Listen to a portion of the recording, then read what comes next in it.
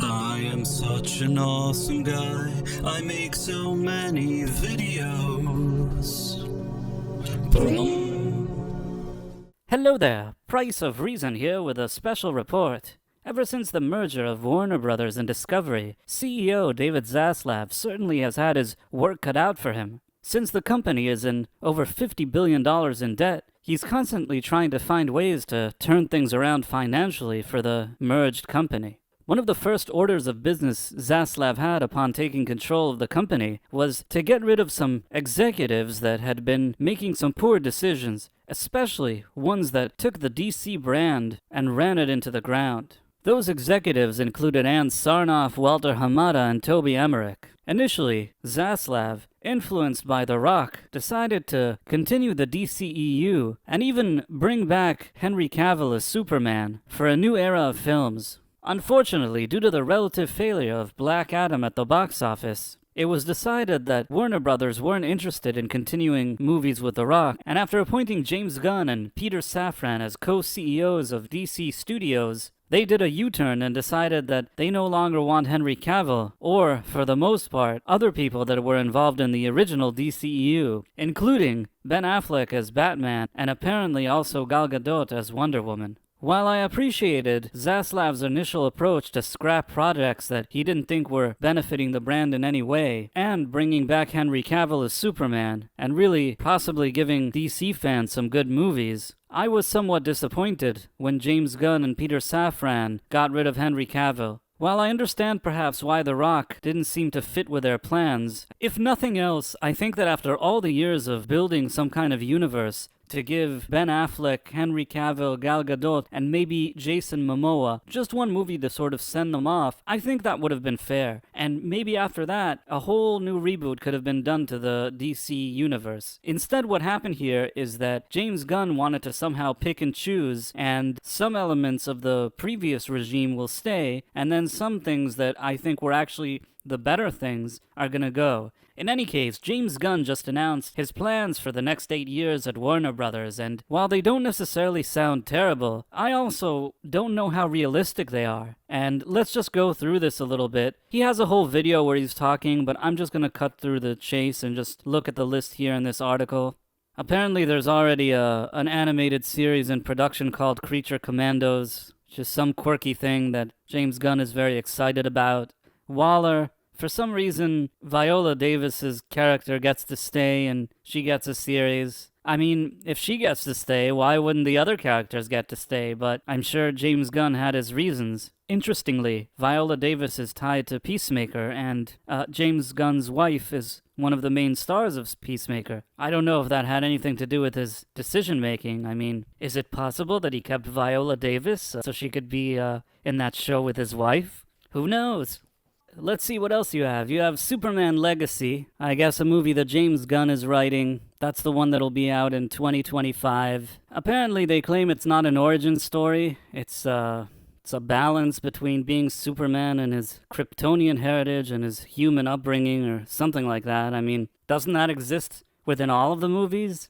It's kind of like saying nothing. It is interesting that they said that he is the embodiment of truth, justice, and the American way, because for a long time at DC, being American was considered bad, and now I guess they're acknowledging that being American may not be so bad, which in our day and age is somehow considered an improvement.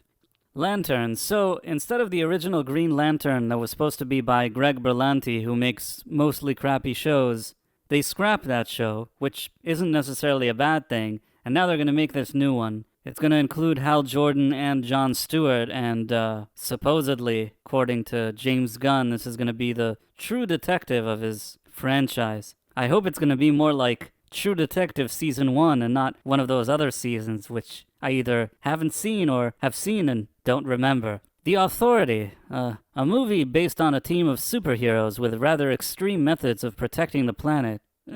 It seems like James Gunn is just trying to remake, or do the quirky stuff like that type of Guardians of the Galaxy. Anytime there's a quirky group of people, James Gunn seems very excited. Paradise Lost. This is going to be a Game of Thrones style drama set on the all-female island that Wonder Woman is from. Was I looking for a Game of Thrones style series with women on that island? I do have some thoughts about this show, but since it's 2023, perhaps it's best if I keep them to myself. The Brave and the Bold. This is the introduction of the DCU Batman. In this version, Robin is Batman's son and he likes to kill people. I don't know if anybody really wanted this. I don't know how it's going to be received, but I guess it's something. There's going to be a sequel to The Batman with Robert Pattinson, probably because they're already contracted to do that movie. I don't feel that there's a lot of excitement towards it. If it makes a lot of money, I suppose that they may decide that they want that. In any case, James Gunn explained that this type of property is actually going to be considered DC Elseworlds. It's not going to be part of the DCU. Same with Joker 2, which they're also keeping. So they'll keep a few of these movies outside of the DCU, but generally what they plan to do, based on what James Gunn was saying, was they want to create an overall DCU brand which includes all of the different movies, TV series, games, animation. They want it all to be connected, where the same actors portray the same characters in the different types of media. It's not a bad idea generally. Then you have Booster Gold, about a guy that's a loser in the future who comes back to be a imposter syndrome superhero in the present. Okay, whatever.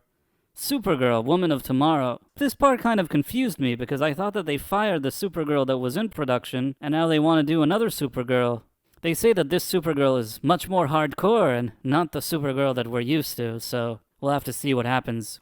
Swamp Thing, a horror film that promises to close out the first chapter. And apparently, they're still going to release Shazam 2, they're going to release The Flash, they're going to release Blue Beetle and Aquaman 2. All of these films have already been filmed, so there's nothing they can do. I don't know if he wants to use them in the future or not. I think that all depending on how these movies do at the box office. Unless James Gunn's wife plays a key role in all of those movies, I feel like they're all potentially on the chopping block.